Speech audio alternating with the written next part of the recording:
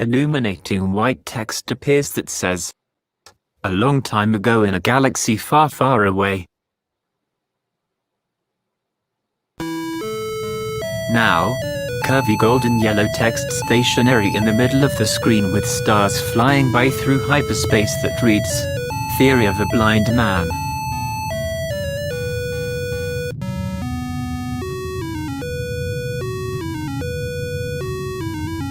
Golden yellow text begins to crawl from the bottom of the screen upwards. Episode 3, Return of the Gamer.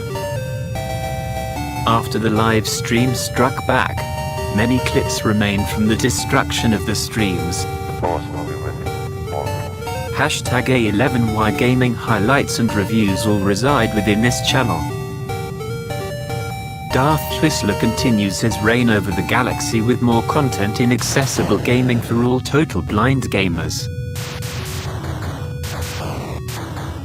Soon, all games will be accessible to a totally blind gamer. But until that time has come, Darth Whistler fights to be noticed as a gamer in the hopes that developers will consider accessibility. The text continues to crawl away from view deep into the infinity of space. As the galaxy settles into a new norm here on YouTube, one thing can be certain. The dark side of the Force is more powerful than you can ever imagine. May the dark side of the Force be with you.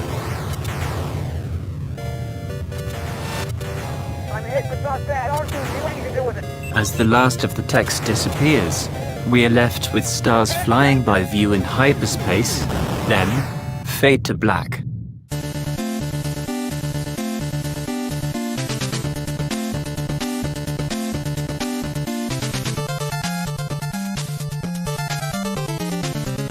Alrighty, good evening everybody. Welcome to Theory of a Blind Man. I did it again. Good evening. Good day, because who knows where you're actually watching from. My name is Whistler. Welcome to the stream. Tonight I will be talking about this little revelation that I have had regarding video games, and more specifically blind gaming. And we're going to talk with Jesse Anderson, aka Illegally Cited, aka The Advocate. Welcome, Jesse. How you doing? Hey, what's going on? I am doing pretty well, and how about you? I'm doing pretty good, thank you. Cool. Yep, glad to see you're back, and thank you. Absolutely. Yeah, it's been a little bit of a trying time, but you know, we keep going. We got to keep pushing. Absolutely.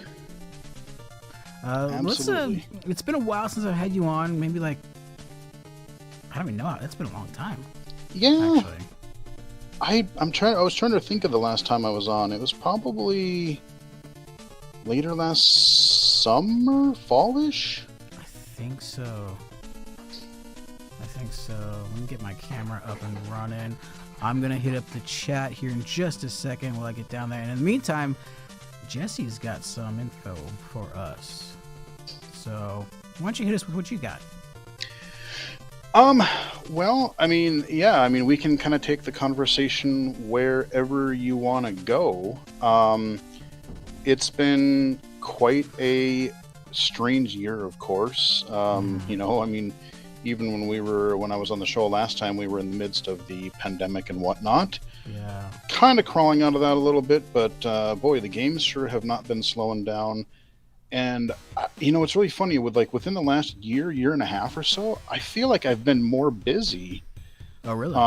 Both at work and outside of my day job than I really ever have been, especially outside of my day job. It's actually been really, really cool though. Nice. I'm still doing the YouTube channel, Illegally Cited, and I'm still doing, I took a little hiatus for a while, just wasn't feeling it. But I kind of been getting back into the Illegally Cited Twitch stream again. And I've, kind of doing this whole game accessibility advocacy thing, consulting thing. I've had a few different, consulting gigs and a few things under NDA that I can't really talk about right now, but it's, regarding game accessibility, which is awesome because more games are Nice. starting to kind of take that seriously. And more companies are even starting to kind of, offer paid gigs, we're kind of being compensated for our time, which is, Awesome. really cool. Awesome. Um, Really quick before I forgot to mention something. If you guys are watching right now, you'll notice at the top of the chat it says subscriber mode is on. So if you'd like to participate in the chat, then you need to be a subscriber for at least 5 minutes. And we got Blind Toes in the chat. Welcome, Blind Toes. hey, what's up, Blind Toes? Oh, I forgot. Hold on. Before I forget this. At last we will reveal. Oh, what happened to it? You disappeared, Blind Toes. Hold on. There we go. Red 7, standing by. There he is. There's Blind Toes. Okay. Some of my subscribers have sent me in their little voice tags for that, so I played that when Gotcha. they show up. And Okay. there is, speak of the she-devil, there's Danny Marie AUC in the chat. We were Hey, just there talking she about is. you. Yep, How you you can't doing? shut me up. I'm back again. I was on a 4-hour stream about today because I Oh, was wow. watching Realms Deep, and holy lord, game announcements galore. Wow. I didn't know it was going to be that long. I thought it was going to be like an hour or two tops. Yeah. And here we are, we're like pushing over 4 hours. I'm like, damn. Wow. I know. Cat, you gotta be kidding me. Hold on, let me let the cat out really quick. But go ahead and fill him in on what you're talking about before. we went Sure. live. So yeah, like I said, I've been kind of just really keeping up with the YouTube channel. That hasn't slowing down at all. Like I said, I took kind of a Twitch hiatus for a little while. Just really wasn't feeling the live thing as much, but I've been getting more back into that the last month and a half or so, and it's been going pretty well actually. It's been pretty fun. And I've even last summer I found out about an organization called XR Access, and this is an organization devoted to augmented and virtual reality accessibility, Nice. and which is right in my wheelhouse because I've been really trying to advocate for VR accessibility, especially since I got my original Oculus Rift back in 2015 2016. And unfortunately, we as far as virtual reality goes, at least on the consumer level, there really hasn't unfortunately been any advancements, anything really consumer facing advancements in blind low vision accessibility really whatsoever. There's been a few like research based things, projects and stuff that I've sort of heard of, but I really want VR has been out long enough now to where I really want to see some of that stuff past the research stage and to a point where an end user like you or myself could actually take advantage of some of that stuff. Yeah, I've thought about that a lot, and I can't think of how they would make VR accessible to a totally blind person. Actually, you might be kind of surprised because with motion controllers and head tracking, if you literally, when you hear, it's kind of like the gyroscope stuff on some of the phone games where you literally turn your head, if you hear a sound to the right and then you turn your head to the right, Mhm. that'll be centered in your view, and you can kind of reach out and grab things really. And you'll kind of maybe feel a vibration, and so maybe when you get near an object you can kind of feel a little vibration or some kind of a haptic ping, and then you could Okay. grab it. I mean, there's a lot of different there was an experience, it wasn't really a game, but it was an experience called Notes on Blindness that they adapted from this old series of cassettes that some guy did. And it was just kind of his observations about kind of aspects of the world and everything, and they kind of put it in this, I don't even want to say a wireframe, but it was kind of this really unique minimalist kind of art style, mainly focused on audio. But in one part of it they had a part where you were kind of you were walking, and the way you would do it, and then you would take one of your motion controllers and kind of move your hand a little bit left and right like you were tapping a cane, and that was kind of a neat little experience.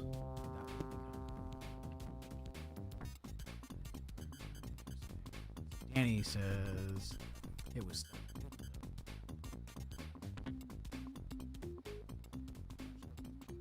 Probably one of our previous comments. Oh.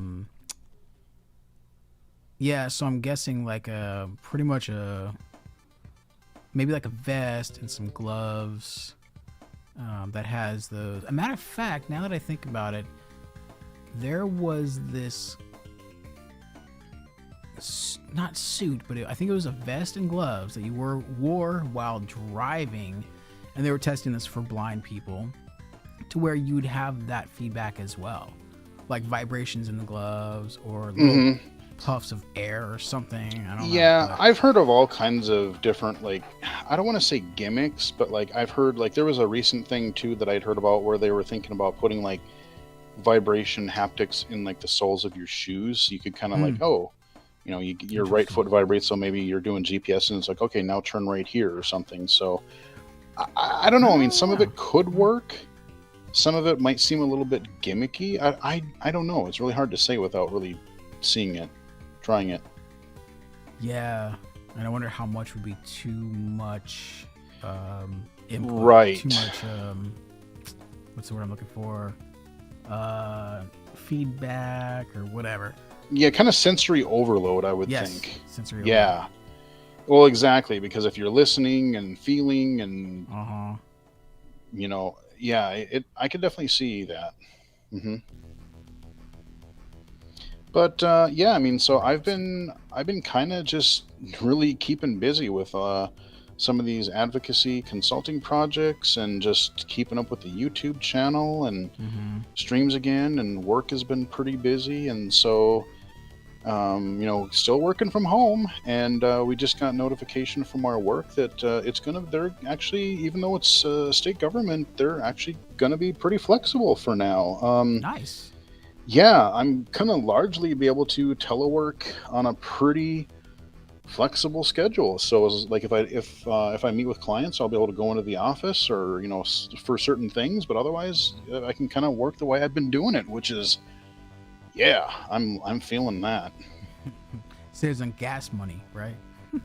Well, can't drive anyway, but hey. But yeah, no, I mean, I love working from home. It's great. I do too, and even my sister just went and applied for a local government job here, and they work from home as well. So if I get into this 508 testing program, there you go. Their thing is, yeah, you actually do work from home. So it's great.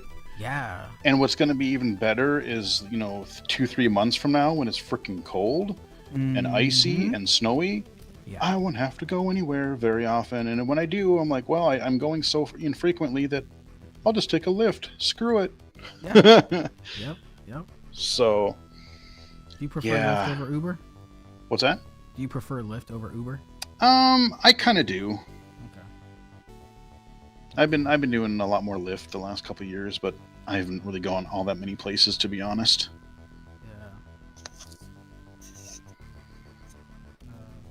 But yeah, it was funny. I remember seeing a couple of weeks ago, right after you got kind of started coming back again, I saw the important news that somebody had found your swamp editor. Oh yeah, and guess who found it? I did. Thank you. But, nice. I was looking for you. I didn't forget about you. I was worried about it because I put out a $50 reward. Like, hey, if anybody finds it I working. saw that. So, but I ended up finding it in the actual Swamp Discord. I didn't even think they had a Discord. You know, I didn't know either. I went back to their the Prone's website, and it says, join the Discord here. I was like, I wonder. So I went there. And bam, they had it. So yeah, I've been making some crazy big games. Okay, very cool. Yeah, I know you were looking for that forever, so it's like I had to, this being a gaming thing, I had to acknowledge that. And what really kind of drove me crazy too, when I found it in the Discord server, you know, a Prone Jeremy is in there, and because it's his Discord. Well, I remember asking him last year, hey, who's got the map editor? And he gave me these two names that I can't pronounce. But he didn't tell me that it's in the Discord server. I would have saved a year. But I know. Yeah. That's so awesome, Jesse. Telework is the dream rules. For me, says Danny. Yeah. It is really nice because I don't have to worry about... I'll still have to come in for some stuff, and that's fine. I'm totally good with that. Yeah, and just a reminder, if you guys are wondering why you can't chat or comment, you got to be a subscriber. But don't worry, I'm going to turn it off about halfway through, so everybody... Actually, you know what? I'm just going to turn it off now. Anyone can participate. Okay, now anybody can chat. I just did that so as the stream is waiting to start, it doesn't get clogged up with chats. Save. Okay, you guys should be able to chat now. Now you mentioned Veil before we went live. What's that about? All right, so yeah, like I said, I know you were saying kind of before we got started that you haven't really been you haven't really kept up on some of the game accessibility stuff. So yeah, I can kind of give you. There's a few really cool things happening, and the Veil is an audio kind of a audio really story based but audio RPG kind of a thing. They've had several demos in the last couple of years. There's been a couple of PC demos. Okay. And this is an audio game, believe it or not, that is actually coming the same day to Xbox platforms. So you can play this on your Xbox One or Xbox Series XS, whatever. Or you can play it on PC via Steam, or I think you can just get it from their website if you want to. Not sure about GOG, but yeah, it's an audio RPG, and I've covered it once or twice on the channel. I've taken a look at the demo.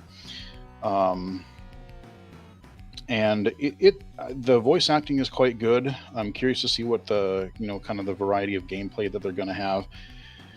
But they just announced a week or two ago that we were wondering when it's going to come out. Is this thing going to come out? And lo and behold, next Friday the 19th. Oh wow, that soon? Yeah, Friday the 19th. Wow. So I'm gonna maybe possibly think about doing some streaming of that. I'm sure I'll do a spotlight video for it, and but we'll see, because QuakeCon is next weekend too. So who knows what cool stuff will be there. But literally within the last day, I finally got around to trying it yesterday. A couple weeks ago, I think, is when a week or two ago tops. Have you heard of a little game called Hearthstone? Yes. Well, Hearthstone, this Blizzard card battle game, somebody developed an accessible mod for it called Hearthstone Access. Really? Oh yes, and it works with NVDA, and it's only for PC right now. But yeah, you basically download, you get your Battle.net account, you sign in, you download Hearthstone, which is free, and then you install this mod. There's like a self-installer on their website, and you just start the game with NVDA. It comes up with a specific audio, like text-to-speech tutorial, and you're off and playing. It was funny because last night I was going to do a stream. There's a lot of these Realms Deep, basically Realms Deep is this it's a largely focused on retro first-person shooters, like kind of but they're coming out now, but they look and play a lot like games in the back in the day, like Doom and Quake and Duke Nukem and Blood, stuff like that. I was going to play a lot of what's that? Wolfenstein. Heck yeah, Wolfenstein. Absolutely. I still play Wolfenstein. Nice. But there was a bunch of those demos, so I'm like, I'm going to try this Hearthstone real quick, and then I'm going to try some Realms Deep demos. Well, the thing about that is I started Hearthstone, and the mod just worked so well Wow. I kind of got enthralled in it, and like 3 hours later, I streamed like 3 hours of Hearthstone. So, I'm going to check that out. Hearthstone Access. yep, Hearthstone Access. Yep, and it's just a mod you can put on, and it works really well. Do you know the website for that?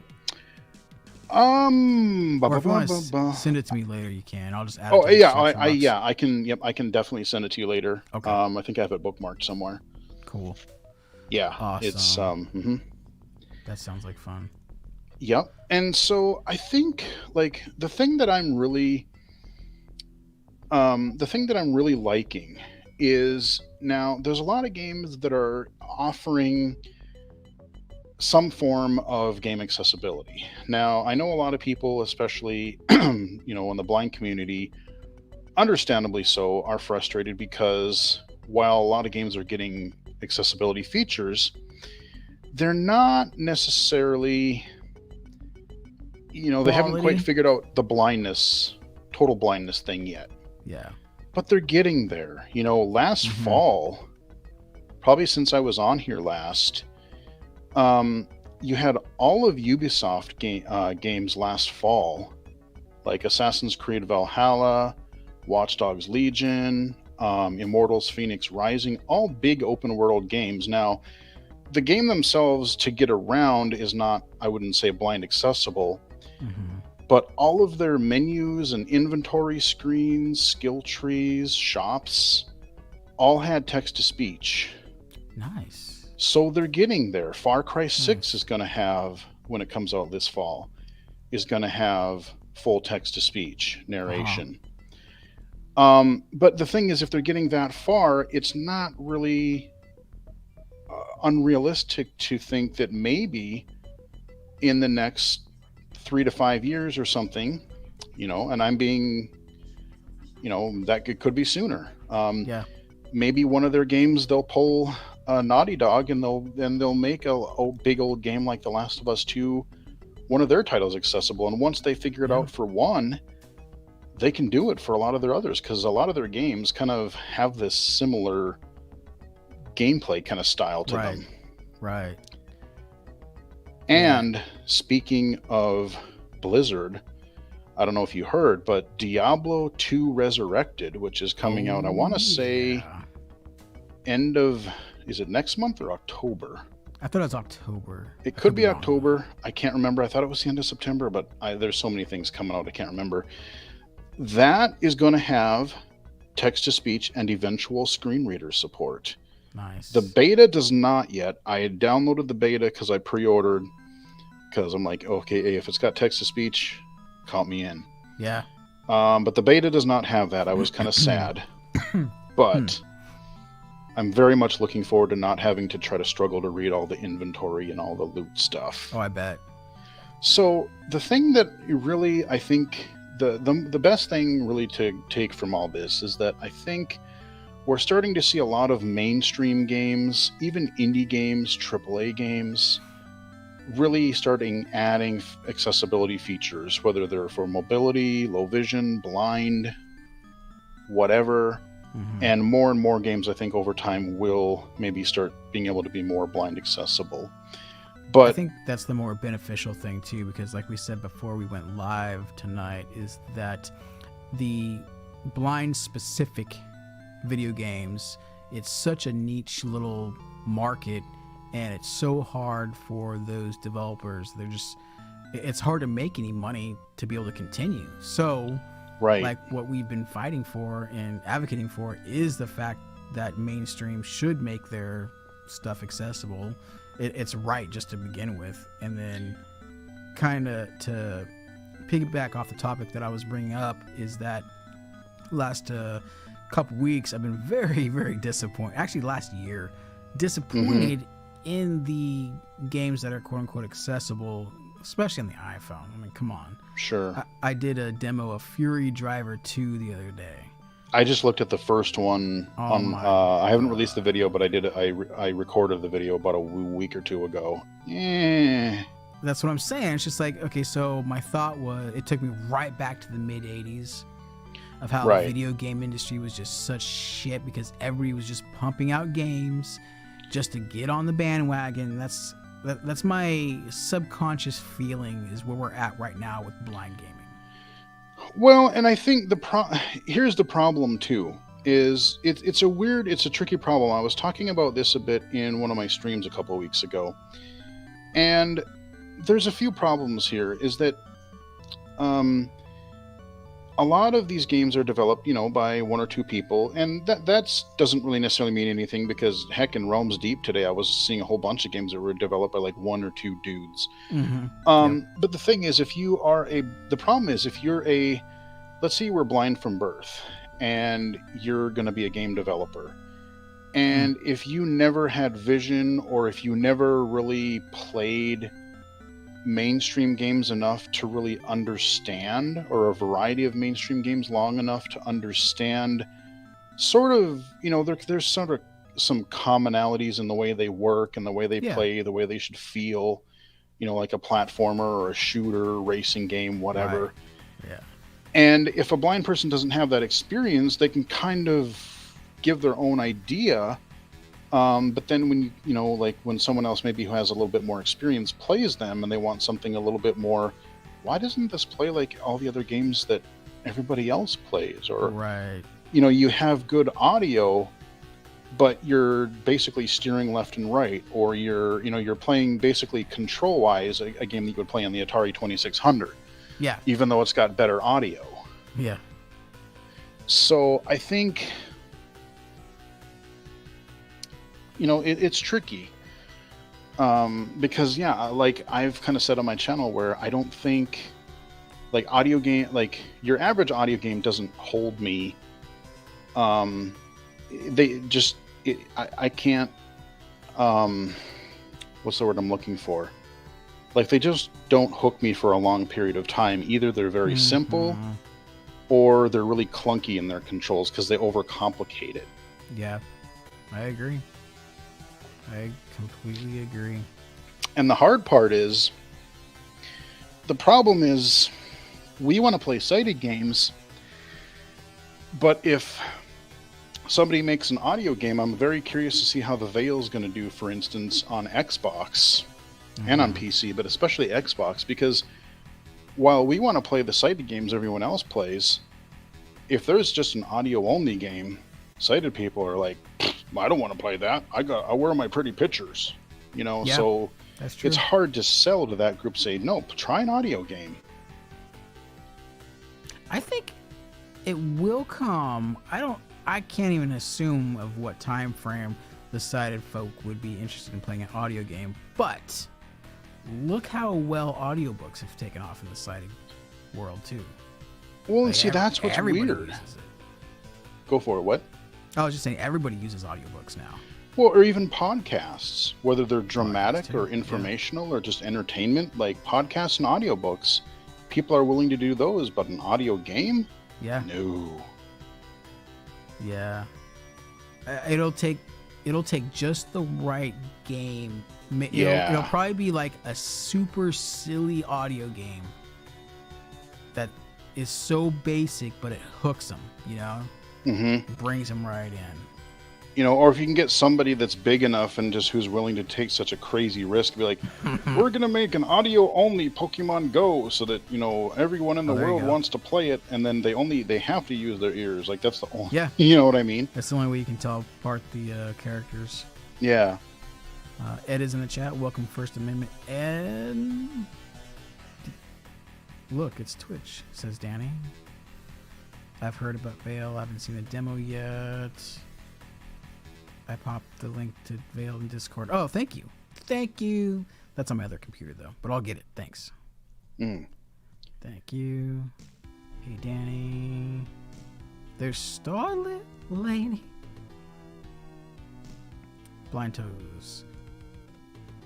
I just saw that Excessive Man on Combat Twitch. It was good. I gotta get more into Twitch. Like, I'll broadcast to Twitch, but another platform to watch. I don't know. I know. I know. I stay away from the evil F word. Yeah. I can't do Facebook. I can't. I'm sorry. Which reminds me, actually, if you guys are on Facebook trying to leave a comment and I don't read it, that means it is not working, and we don't know why. Yo, Ed.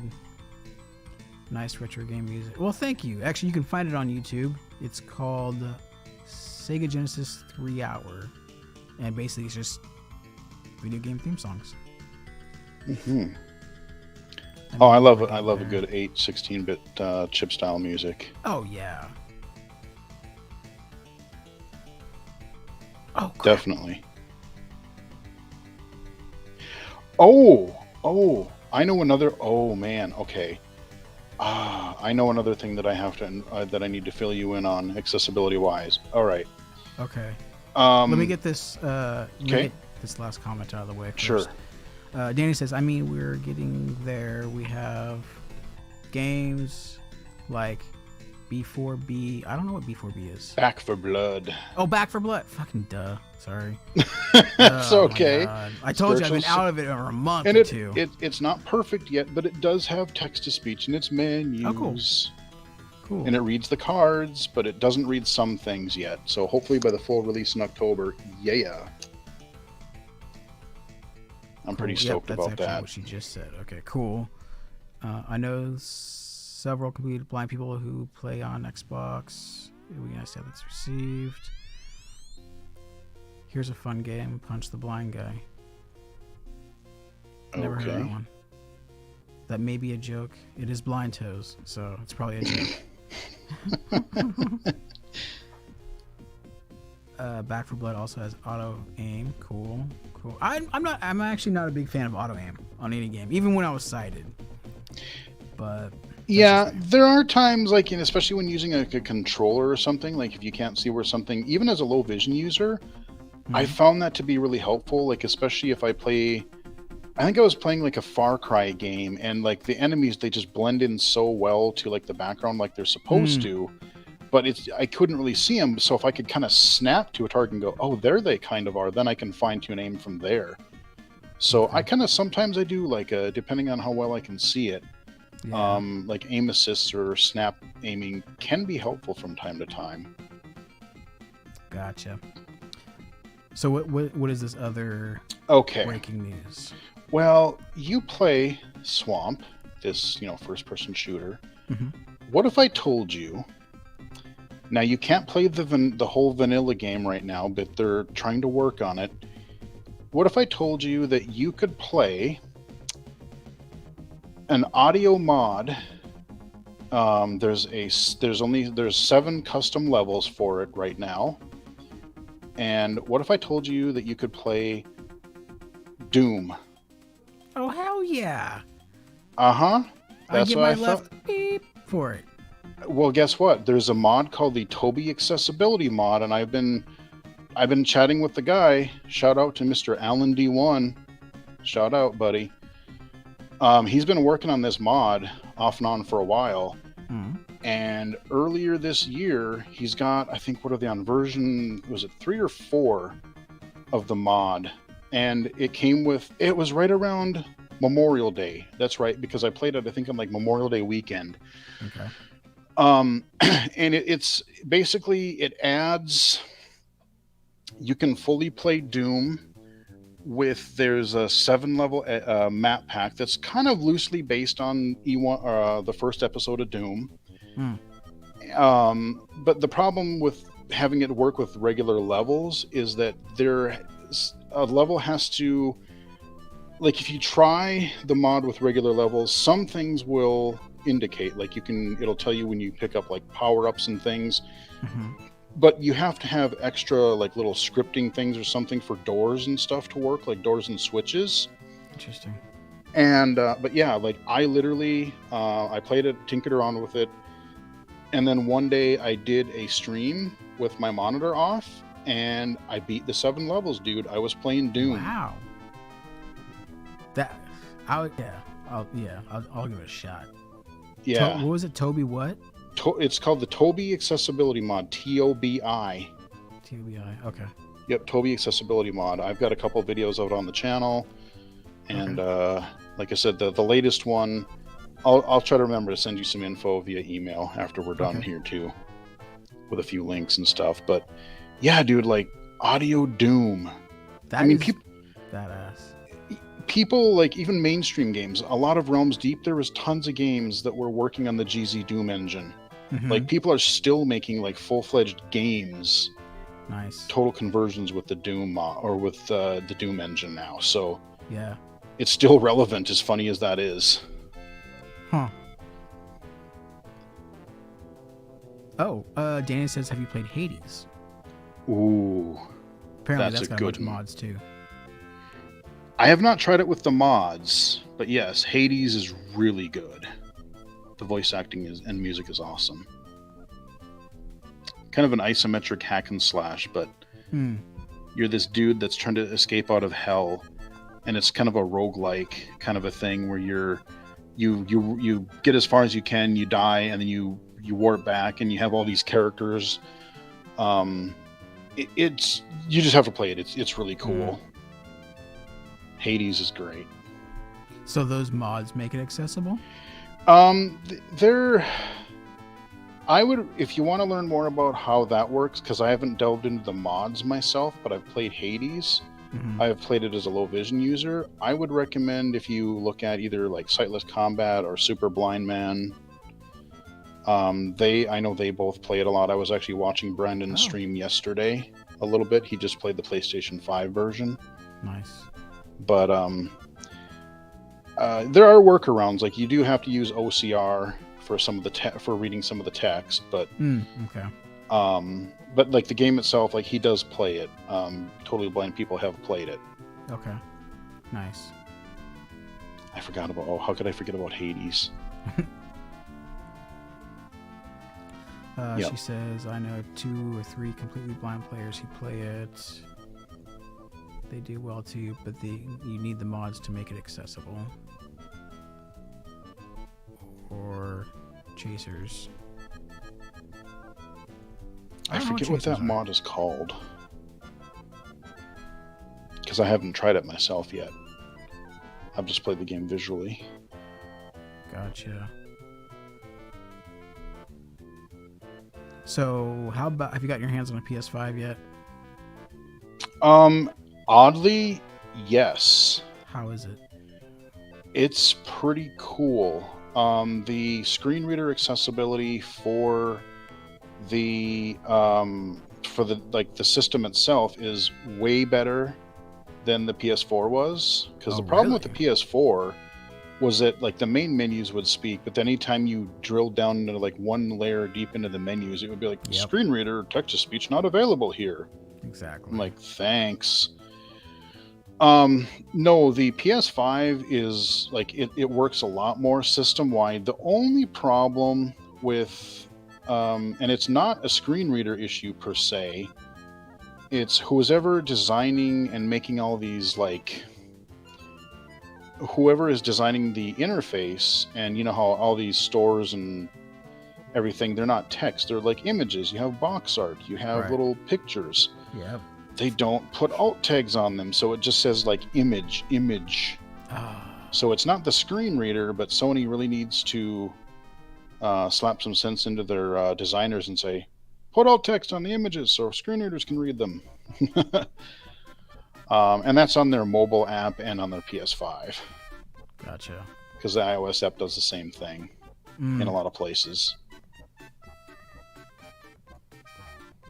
Yeah, I was looking when I was doing the Fury review the other day.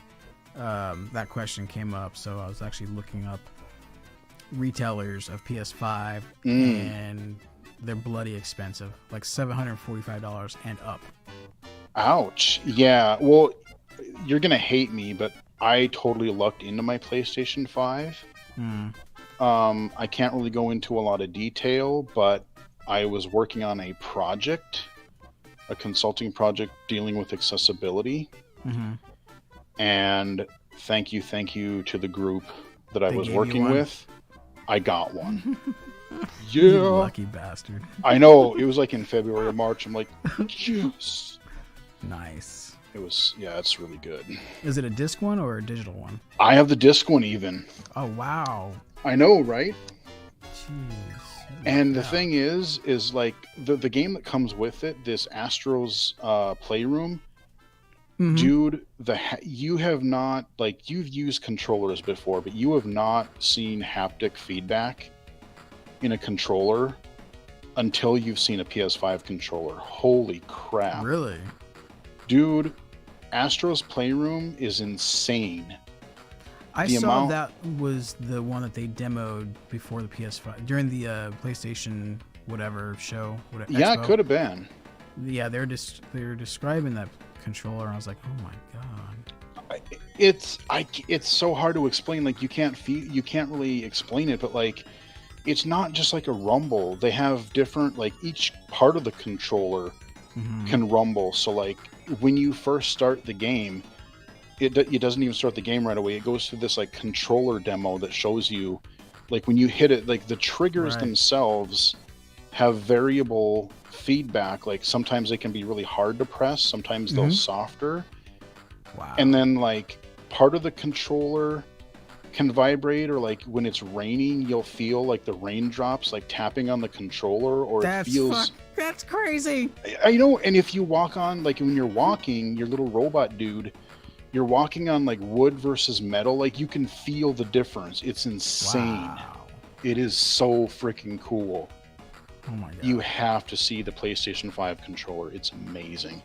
So I mean, going back to what we were saying about VR and XR, then the technology's there. They just need to incorporate that into some kind of shoe or glove or whatever. Mm-hmm. Well, I mean, even in a controller, like, I could see, like, in with that much fidelity, in a racing game, instead of being bogged down by all kinds of, let's say, instead of having all kinds of audio pings and stuff, you're driving down the road and you've got, let's say, a right turn ahead. You could have like a subtle vibration on the right turn, the right, and then as you're steering, it would get, weaker or stronger to say, hey, you're Right. getting too close to either side of the road. Well, that's a big thing about racing too. Is you do in real life racing, you're feeling vibrations and feeling through the pedals and the steering wheel and your seat, and imagine being able to play Gran Turismo. Oh my god. Oh yeah. Well, yeah, that got delayed, but like, I'm genuinely curious about the haptic feedback possibilities if they're going to put that in there, because that could be ridiculous. Right. Yeah, it kind of makes me, and it was funny because even like about a month ago, like, someone at Microsoft, he's like, yeah, I think we're gonna make like some kind of a pro controller for the Xbox, because we saw what Sony did and that's pretty great, and we probably should have thought about that a little bit, because it's really good. Blind Toes asks, what next, Jesse? Are you going to lock into an Xbox Series X? Eventually I would like to try to grab one. If nothing else, like, my original thought was that I was going to upgrade my PC, which I still plan to do eventually once parts actually become available. But like, my thought was with Game Pass Ultimate that I would be able to get all these Game Pass games on PC, but what I'm starting to find is that not all games on Game Pass always come to Game Pass for PC. Some of them only come to the console. And since I'm doing all this like advocacy and consulting stuff, it's probably not a bad idea for me to have the new console. So if I need to test something or whatever, it'd be a good thing to have. So yeah, I would kind of like one. We'll see. Yeah. What about, have you ever played the Switch, or what else is there? Yeah, I do have a Switch. They don't really have much in the way of accessibility, unfortunately. The main thing that they do have, which I do appreciate, they do have a zoom feature, so I can zoom in and magnify. But nothing as far as like text-to-speech goes. And they're coming out with an OLED model of the Switch in October. Oh, wow. And like, That'll there's be not really a super bright. performance upgrade really in it, but OLED is really nice visually. Yeah. And, you know, I'm a consumer whore, so of course I pre-ordered it.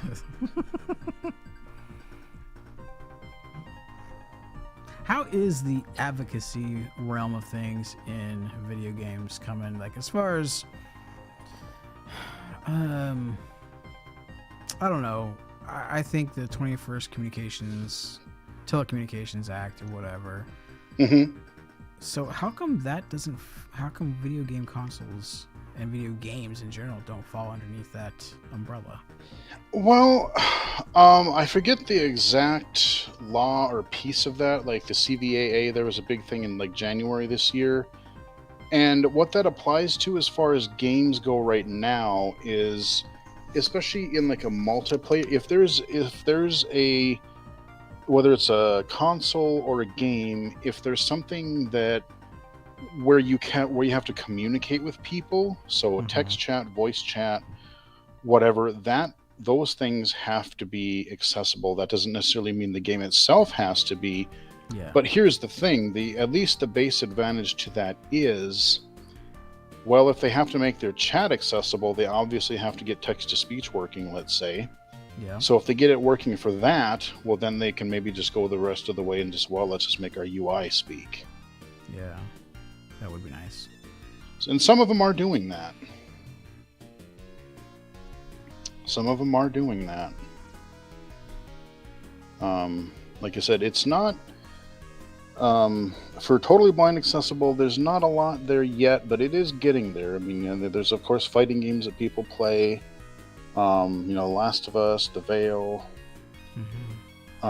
Gears of War, or Gears 5. Not their whole campaign, but the escape mode. They put an audio ping in it in a recent update, so that mode can be played multiplayer, totally blind. That's interesting. Yeah, Gears 5. So now that they figured it out for that, their next Gears game, they could probably put something like that into their main game. Yeah. So like I said, once they get part of the way in, give it another version or two and we might be there. Yeah. I think what helps too is maybe they don't know what they got. So it kind of comes down to us, the consumers. Like when we notice little things like that, just write their developers, be like, wow, this totally helped me and I'm blind and blah, blah, blah, blah. Really kiss their butt, just make it seem like they're doing a good thing and we think they're doing a good thing. So they'll continue. Oh yeah. I mean, even just, acknowledging what works well. And if you're finding something that doesn't work well, it's okay to point that out, but definitely be constructive about it. Don't be like, your game sucks, it doesn't work, I'm blind and I can't play it. I mean, that's not going to get you anywhere. No, it's just going to go right in the hate mail bin with the rest of them. Zoom is the main reason I can play games on the Switch, but yeah, Nintendo doesn't care about accessibility, says Danny. The weird thing is, it's not just Nintendo.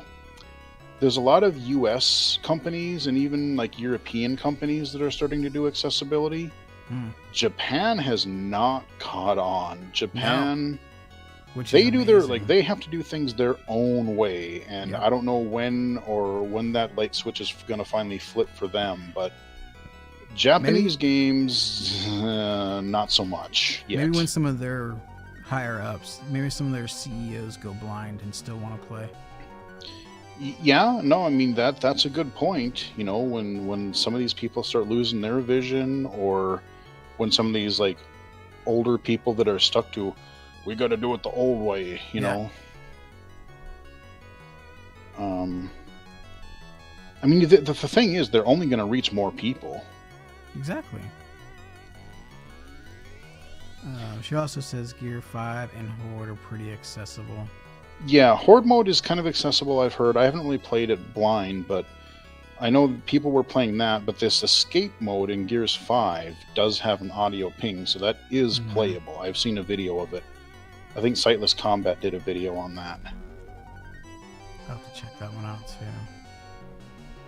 I've got so many videos to catch up on. I'm just trying to think of I'm just trying to think of stuff that is like since we've talked last. Yeah.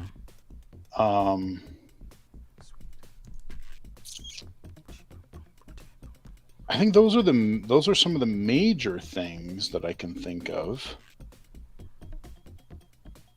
And what's really cool to think about it in retrospect is, just from the last time that we spoke until now, how far accessibility actually has come in video games. It's exponential. The last 2-3 years has been amazing. Mm-hmm. We used to not hear about it. It's gotten to the point where, like, I follow different people on Twitter and everything, and even if it's not totally blind accessible, the amount of games that are adding accessibility features, I used to be able to count them on, like, one or two hands. Oh yeah. I can't even keep up with it anymore. I'm like, I don't even remember all the games that are including stuff now. It's like, it actually is becoming a thing. And these are developers who are adding accessibility. Imagine. Yes, these are mainstream games. These are not blindy games. Well, not only that, but imagine if those mainstream AAA developers were including accessibility from the ground up in a game. Mm-hmm. And some of them are starting to. Yeah. And indie game, there's a lot of indie games, believe it or not, are really receptive to game accessibility if approached. There's been a lot of indie titles in different genres that have added varying degrees of accessibility. I've played a few recently. They're not, blind accessible, I wouldn't say, but they've added a lot of really helpful things in them. Nice.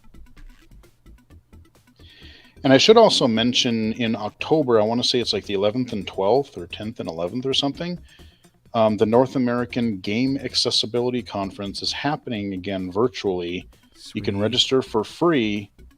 And it used to be a one-day event. I spoke as a panel member at 2019's one when it was in person, but the last few have been virtual, and they're streaming them now, so we can watch them. And you can register for free to join, like, the networking and chat. They use, I believe, Discord, or no, is it Discord or Slack? I think it might be Discord. But these sessions are really good. Okay. I mean, it's a conference just dedicated to game accessibility. Nice. And there's been some fantastic talks, like at the European one earlier this year. Mm-hmm. There was good stuff. Great stuff. GA Conf. I gotta register for that tomorrow. When is that? October what? October, I want to say 11th and 12th. Okay. Yeah, I've been looking for something to cover like that. I think I asked you about it, if you knew about the... Oh my gosh, what was it called? Danny, remind me of what the one is you thought I was tagged in. What was that? Some charity event. Oh my gosh. Everyone Games. Have you heard of the Everyone Games charity? It sounds vaguely familiar, but I don't really know much about it. Do you know more, or do you? No. I have no idea what it was. But apparently I was mentioned in hosting it this year. Really? Yeah, I was like, first I heard of it. Oh, you're hosting part of it? Apparently. Apparently. No one's asked me. What? What is it called? Everyone Games. Charity. Everyone Games. I tried Googling it, but I could not find anything on it. I would like to learn more about it, because it might be something I would look into. It's an event. It's an event put on by Everyone Games. Yeah, it's celebrating TPRG and video games. Oh. That's what Danny just said in the chat. Okay. So. Yeah, I wouldn't mind learning more about that. I mean, hey, more the better. Yeah, for sure. It was a mistag. Oh, okay. So I'm not that important after all. Never mind. We'll just delete that. Okay. Although I didn't see the tag, so maybe they just, I don't know. Like, I wasn't tagged. I didn't get a notification of a tag, so that's why I was confused. Oh. She said I was tagged, but Gotcha. yeah. No, it's actually a pretty exciting time right now. There's, I mean,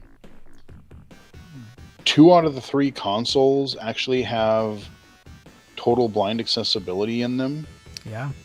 Games are starting to have features. Mainstream games are. Yep. Indie, AAA. I'm waiting for the next, like, big, like, Last of Us 2 game. Like, I was going to play that when it came out anyway, because I'd played the first one. And then they dropped that bomb on us, like, oh, by the way, here's all these accessibility features, and I just, like, freaked out. I'm like, oh my god, yes! I still haven't played it. Oh, man. I took that Friday off, and other than, like, getting a little bit of sleep and maybe getting up to eat once or twice, like, I played through that game, that entire game that weekend. I just hardcored that thing. It was nuts. Yeah. I haven't done that in ages. Yeah. I know. I remember doing that back in, like, well, obviously before I lost my sight, like, jamming through Grand Theft Auto or something, you know, just sitting there and playing the whole thing straight through. I miss doing that. I think I'm actually kind of, I know, like, so many people love Last of Us 2 and have played it. It's accessible, obviously. I've covered the story myself. I'm still afraid to play it. Like, they put so much effort into accessibility, and I don't know why I'm afraid to play it. It's crazy. It works phenomenally well, I have to say.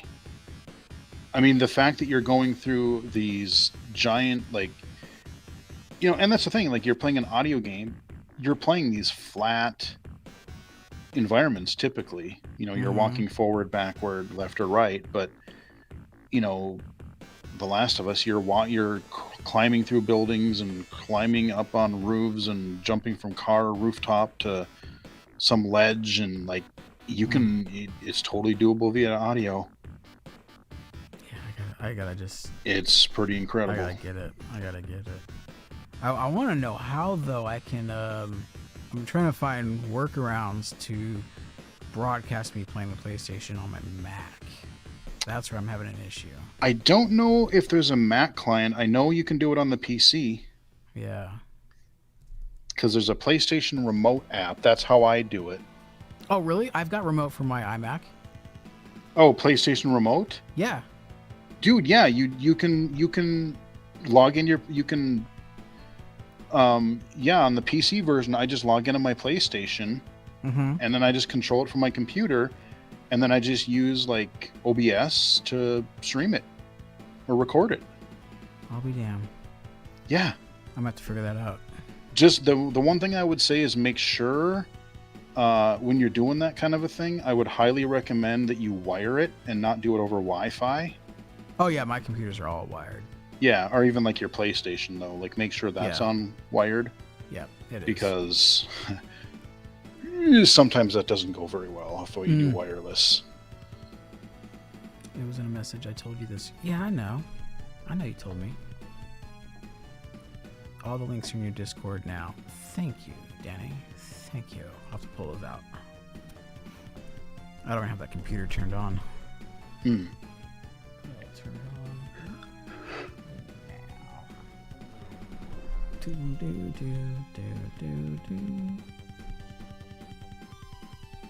Do it and stream it, says Danny. Do what and stream what? You talking about me? Last of Us, probably. Last of Us? Yeah, if I figure that out, I will absolutely stream that. Aaron, I streamed like the first 3 hours of that game because I wanted my first reactions of playing that game. I wanted that. Yeah. I wanted to record that, and I'm like, oh my god, this is amazing. That's what I want. Yeah, that first reaction. It was so good. Hold on a second. Aaron Richmond says, "Hi Jesse, how have you been these days? I am well, by the way. Not too shabby. I'm doing You are pretty always good. welcome to come back on his podcast anytime Oh that you yeah, like." not a problem.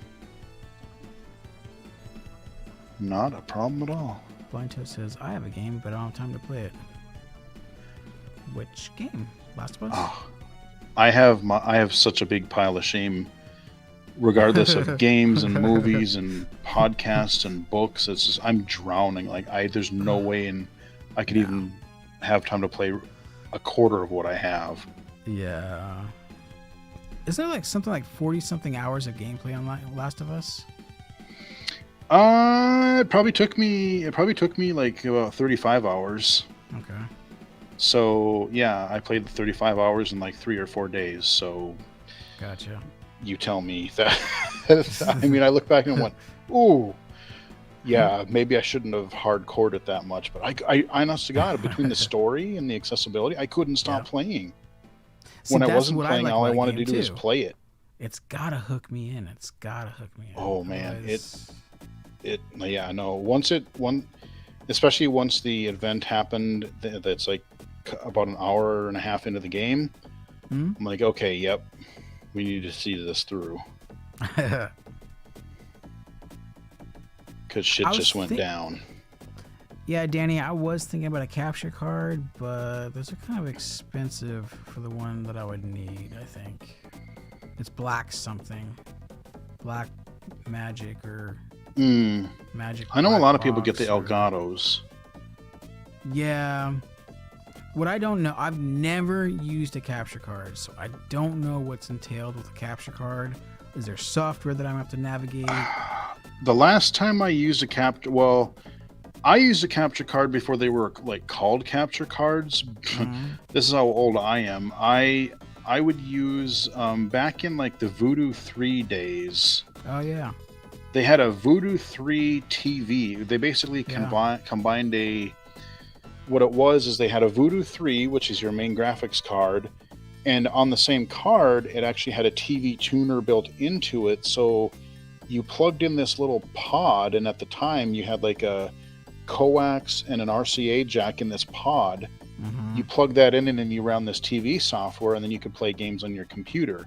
And since I didn't want to have a bunch of monitors taking up a lot of room in my dorm room, that's how I chose to basically so I could play PC and console stuff and have a TV all on my computer monitor. But they don't even make those kind of cards anymore. I still have that in my closet somewhere, which I don't know why. Well, there's no modern PC that could run it. I think that card was a PCI card. Oh wow. I know. Wow. Danny says, I don't have a PlayStation, so I can't play it.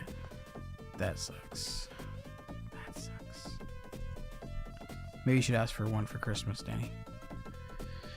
Oh, they're still hard to find, and these scalpers are getting really obnoxious because they scalp everything. Yeah, I know. I hate them. There was a PS5 controller with a cloth for $150. Or not. Well, I mean, but see, I partially kind of blame these companies because they know good and well that people are going to scalp these things. So Yeah. I like what some of these companies are starting to do. Like, oh, by the way, within the last month or so, Valve announced their Steam Deck, which is basically like a Switch size gaming PC for Steam. And I like what they did because they said, okay, here's what's going to happen. You're going to put $5 down, and then we're looking at starting to launch in December, and it's going to be like a queue. When your order comes up, you'll be given the option. So you're basically kind of putting money down to say you're interested, which I did. And then when they start doing it, they'll say, okay, you are going to be able to pre-order from this. Do you still want to do it? And if you want to do it, then you can do it. And, it's a one per household sort of a thing. Yeah. And if you decide not to pre-order it, they'll just give you the $5 back in Steam credit. And so, like, there really needs to be more of like a gating thing. Like, order it directly from, I know that cuts out like retailers like GameStop and Target or something, but these companies have to start doing that because proving that they're real people and not these bots. Yep. Because it's ridiculous. Yeah. I mean, plus even the retailers are scalping us. Oh And yeah, they say well, it's because of lack of demand or the supply. lack of supply. Yeah. Well, and GameStop's always been notorious for you can't buy the system. Like, let's say you have a $300 system. The only way you can buy it from GameStop is if you buy this bundle worth of like $700. Yeah. We put like 13 accessories and 4 games, and Yeah. now you can buy it. I'm like, I don't want all that crap. I want what I want. Mm-hmm. Danny says They've always done that. Works great. I actually got my PS4 last year with 2 controllers, a couple cables, and Mortal Kombat 11 from GameStop for $200 flat out. That's not bad. Yeah, I mean the PS4 was refurbished, but it Yeah, works. that's fine though. So Yeah, Mortal Kombat 11 is pretty sweet. I love Mortal Kombat 11. Like you get yourself a good sound bar, and oh my god, I play it with headphones. oh my god. But like this, the story mode in MK11 is just so ridiculous. Yeah. It's awesome. Yeah. Lou Raiden. That's all I gotta say is Lou Raiden. Right. Oh man, that was so dumb. I love it. Danny says it's plug and play with OBS at least. When you plug it in OBS, does it come up as a source? Is that what you're saying?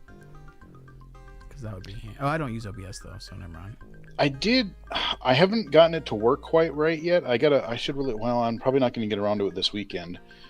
I got this interesting tool. What is it called?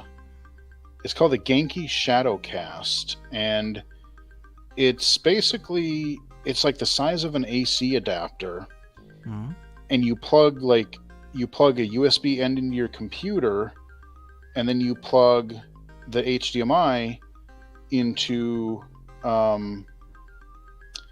like your console or whatever, or if you're playing the Switch, it's supposed to just like work over USB, the USB-C.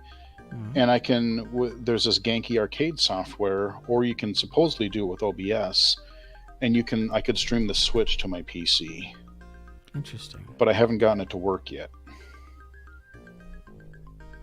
Fully. I got the image to appear, but for some reason when I do, the controls don't work.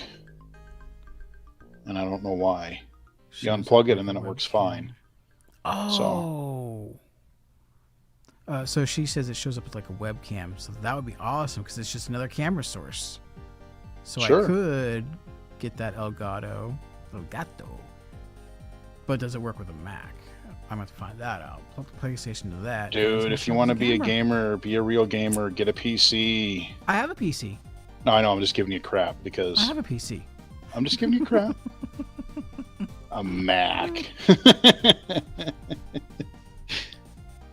All I gotta say is for every 100 days my Mac is running straight with no problems, I've got 100 problems with the PC. My computers run great, man.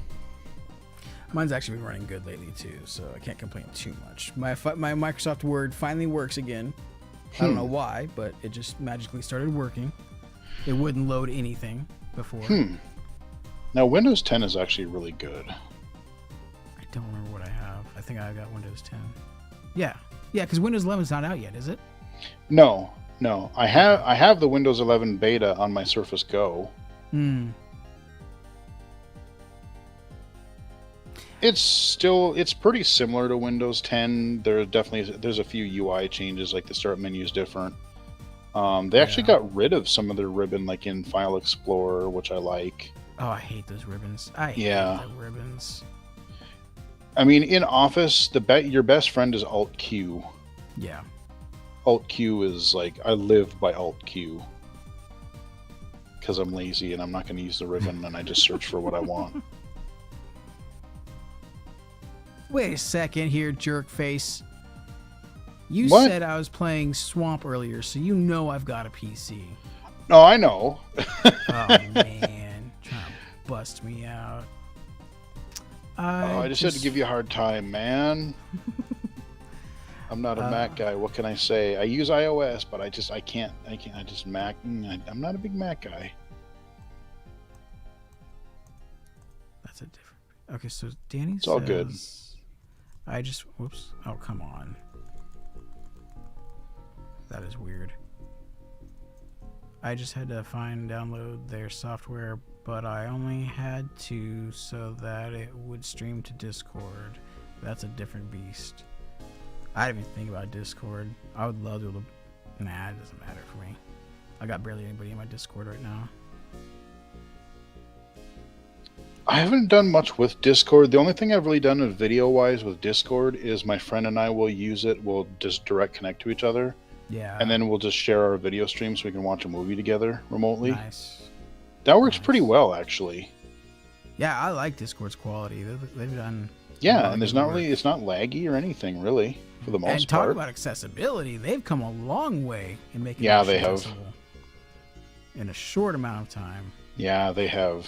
Standard capture cards include a PC interface, USB or PCIe, and 2 HDMI. You run HDMI from console to in, and then there to your TV. To your TV. I don't have a TV.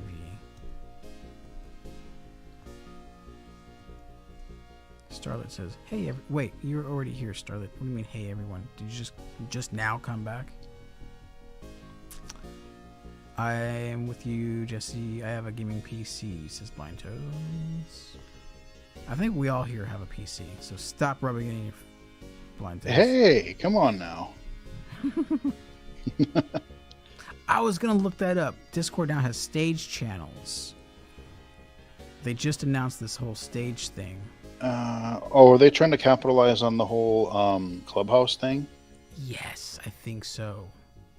Yeah, everybody seems to be doing that now. Yeah. I tried Clubhouse for a little bit, but I don't know. I wasn't impressed. Yeah, I mean, largely I'm not really all that impressed, but there was one room. There's one room that I really did get hooked on for a while, and I should log into it again. I did a couple of weeks ago. It'll be a variant of, it used to be called the Game Industry Cocktail Hour. And it was a fascinating room because there was people, I mean, I met so many people who worked on like just games or technology, or there was people that were like, oh yeah, I did the animation for Star Wars, or oh, I did, nice. You know, just like crazy stuff. I'm like, dude, you worked on that? I forget what, there was somebody that worked on, what the heck game was it? I nerded out about it. I'm like, dude, you made that game? That's awesome. It was so cool. But like, they don't just talk about games and stuff. There's just really interesting conversations in that room. Yeah. I need to go back to that more because that was pretty enjoyable. But the rest of the channels, I really didn't get into all that much. Your Discord server has to be a community server to access that and a few other features. What's a community server? You mean like I don't know. Like I probably use server, about 5% of what Discord can do. Yeah, me too. I probably use like 5%, if that.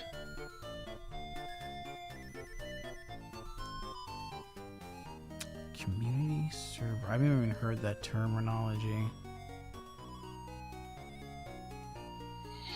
Yeah, I'm not a Discord expert, so I can't help you there.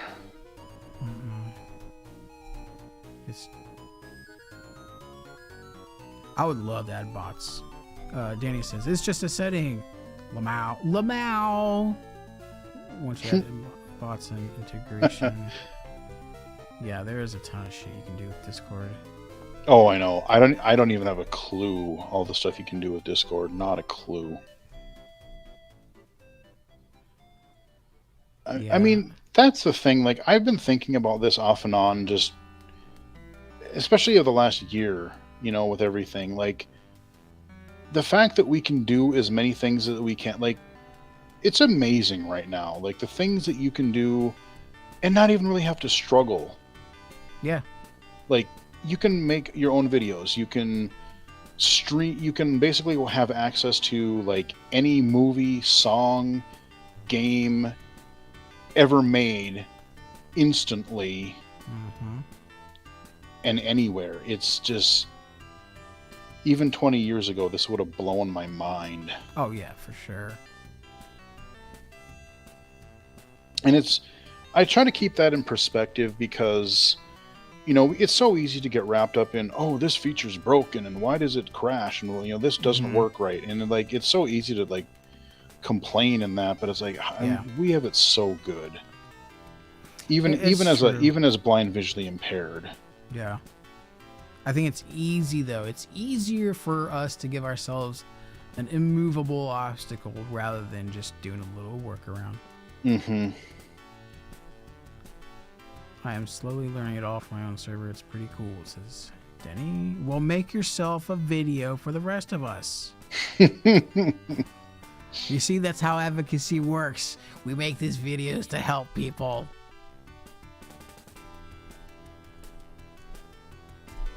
Yeah.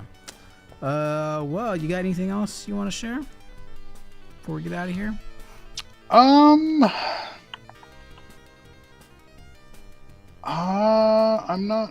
Nothing in particular. Like I said, I know the Game Accessibility Conference is coming up in October. The channel is definitely going to be going strong. I will definitely be having a video on Hearthstone. I'm not sure if I'm going to do a spotlight or the stream archive first. So you guys will get to see that. I hopefully will be covering the Veil. I do videos. Oh crap! It's Saturday today. I don't think I released a video yet today. I was gonna unlock one, and I totally forgot. I gotta do that. Whoops. Sorry, guys. Well, when you're done here, you can watch a late night video because I will have to unlock one for you guys. It's been a crazy day. It's been a busy day. I so apologize, guys. I will unlock one for you guys momentarily. Cool. Danny says, I learned from other videos. Hold on. I learned from other videos. There's tons of videos out there already. Well, Danny, I want to support your channel, not those channels. More Twitch, Jesse. I'm doing it. Comcast is going to kill me because I've been using my bandwidth like crazy this month. I've been doing them Fridays and Saturdays. I did one last night, and I did like a 4-hour one today. I didn't know it was going to be the 4 hours, but like it just keeps going. I'm getting hungry. Well, that's a good game. Yeah. Well, no, that was that. Yeah, that was that. That Realms Deep event thing I was kind of watching. But yeah, I mean, there's a few games, that aren't necessarily accessible, but aside from like Hearthstone, there's a few other games that I've been kind of getting hooked on. It's kind of a turn-based roguelike kind of a thing. It was based on this old game like Doom RL, but it's Jupiter Hell. I don't normally get into those games, but I'm kind of into this one. And then there's this really just chill, relaxing game that you think would be really kind of dumb, but it's really satisfying. It's called Power Wash Simulator. I'm not kidding. It's a first-person game. That's what I'm talking about. Yeah, go ahead. That's what I'm talking about. It's got to be something like that in order to hook sighted people into audio games. Mm-hmm. I mean, this is a visual game, but like you're literally in first person, and you're going around like sometimes there are vehicle levels and there are like environment levels, and you're really just taking this giant pressure washer, and spraying the hell out of these things and cleaning them. Wow. And it is just oddly satisfying. Like it's great for listening to audiobooks and podcasts because you just zone out and then lower the game volume and just listen to your content and then just like spray the hell out of these buildings and stuff. I know it sounds dumb, but it's totally great. I put far too many hours into this game. You have no idea. Do you have any of those videos on your channel? Oh yeah. I'm almost. Yeah, I know I have at least one unlocked. I'm pretty sure. Okay. I'll have to double check and see if they're unlocked. Otherwise, maybe I'll unlock one. I think. Yeah, I know I have at least one. Okay. It's called what? Power Wash? Power Wash Simulator. Well, Power Wash is one word, but yeah. Yeah. Okay. Power Wash Simulator. It's really good. It's still in early access, but even in an early access form, it's really polished. It's okay. more fun than it should be. It's like last year, remember when I was playing House Flipper? It's like along those lines. Okay, yeah. Like, yeah. All right. It's a good chill game. Well, Jesse, thanks for coming on. Much appreciated. Yeah, thanks for inviting me. We will definitely do this again. Sure. Maybe we'll do a little bit of breaking of the veil if you get that one. Okay. Yeah, and yeah, I mean, yeah, I'm glad to be here, and thanks for inviting me. And if you want to chat about anything else, that's cool too. Awesome. Been getting into my drums too again. Sweet. Still drumming. It's really fun. Nice. But Well, thank yeah. you guys for watching and tuning in. And if you guys are watching this in the future, don't forget that the links that we've got for a lot of stuff during and mentioned in the show will be in the description box, so check on those. And until next time, everybody, thanks for watching. It's been Theory of Blind Man. Don't forget, love is blind. Keep it blind.